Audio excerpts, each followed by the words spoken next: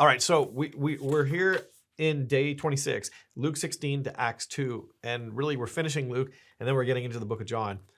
The book of John is my favorite gospel. It's not even close. John is old. Everybody's dead. And people are talking about Jesus, and they're saying this, that, and the other thing about him, and there's a lot of internal discussions in the church, not just external pressures, but external persecutions and confusions. And the Gnostics are these Greeks that they believe that spirit is good and matter is bad. This is Plato. And because they believe that spirit is good and matter is bad, they're like, there's no way that God could have become a man, because God is spirit. And if God is spirit and spirit is good, he would never, the incarnation is impossible. It's just a hologram. There's no way that Jesus was actually, he became flesh and he suffered and he died. There's no way, because matter is bad and spirit can't become bad. And so they were doubting the incarnation. And so John's like, hold my beer. Let me tell you my story. So P.S., I'm his best friend. I'm his first cousin. Salome is my mom, and her sister is Mary, who, by the way, Jesus' mom, I took care of her, by the way. So you're welcome. So John's like, I'm going to tell the best friend story. Everybody else, they've got their story, but I'm telling the best friend story. I know stuff. I heard a prayer, John 17, I was right there beside him when he prayed that prayer. Okay. Jesus' longest ever recorded prayer, where you're seeing like the inner workings of the Trinity. John's like, yeah, I was there. So best friend, it's best friend stuff. So whatever. So, and you can kind of see the rivalry between him and Peter, and in the gospel. It's funny. And anyways, John has to set the record straight on the incarnation of Christ. And so he's going to do that. And there's kind of an inclusio that's formed in John chapter 1 and John 21, kind of a bookend. Inclusio is the fancy word, or fancy term. And John 1, he's like, the word became flesh and dwelt among us. Jesus became, like, you Gnostics, check yourself before you wreck yourself. Jesus became flesh and he dwelt among us. We beheld his glory. And I touched him, bro. You know what I mean? Like, we beheld, like we hung out with him. We walked together. I saw Jesus cry. Jesus wept. John records, these human realities. Jesus is up on the cross and he's thinking about his mom. Right, John, hey, take care of my mom for me. Right? Like, this is something that somebody who's a human, who has these human realities. Jesus' first miracle in John, it's an awkward miracle at an awkward family wedding. And they're part of the family, the side that's supposed to bring the wine and bring the food, and they run out of wine. It's going to be a huge embarrassment for their family, for their side of the aisle.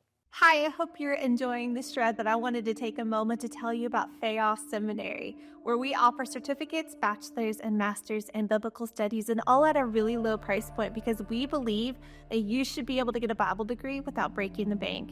In fact, our certificate programs are $999, and our bachelor's and master's start at $99 a month. Our program is subscription-based, which means you can pause and stop at any time, because we know that life happens. And perhaps my favorite part is the fact that we have an incredible student life community where our students get sorted into 4 houses. It's so much fun. We have competitions, in-person meetups, online events, student unions. It's phenomenal. So we would love to have you a part of that community. If you're at all interested, shoot me an email before February 1st. I will waive your enrollment fee. It's Brittany@theosseminary.com. I would love to meet you, answer any questions that you might have, and we would be so honored to have you at Theos Seminary. Come join us. And so his mom kind of comes over and she's like, I know who you are. You know what I mean? I've always known who you are. And can you just do your thing? Just snap, you know what I mean? Like, do the Jesus thing.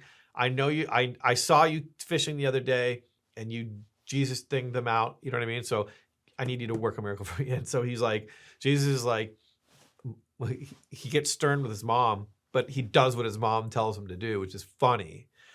And he performs this crazy wine miracle, out of like a family necessity. Obviously, the reason for the miracle is to show that he is God and he's creator. And it's of course, talking about his blood, right? He changed the water to wine, and the significance of wine is going to come into the story. But the idea here is that like John is showing these familial and human realities about his best friend, and so he's like, the word became flesh, bro. Okay, he wasn't a hologram. We smelled his farts at the campfire. Believe me. John chapter 21. Jesus is in his glorified body. Okay, like Jesus 2.0, and he surprises the boys who went fishing. They didn't know what to do, so they go fishing. And he's on the beach, and he calls up to them, hey, come get breakfast. And they realize it's him. They swim. Peter jumps out of the boat and tries to get to him as quick as he can. Jesus is sitting there eating fish, right, in his glorified body. Luke mentions this as well, that he ate fish. He's like, he was hungry when he revealed himself to his boys. And what's the significance of Jesus eating fish in a glorified body? It's not just that, if you're a vegan, you're an idiot.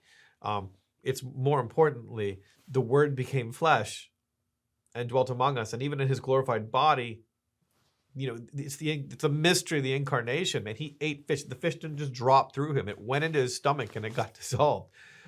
And it kind of gives us a picture of what heaven's going to be like. Heaven's going to be a place where you eat fish. Why? Why do I know? How do I know that? Because Jesus ate fish in his glorified body. Yeah, there's going to be animals. Do pets go to heaven? Yes, they do. They're going to be delicious. Okay? Exactly. So that wasn't my point.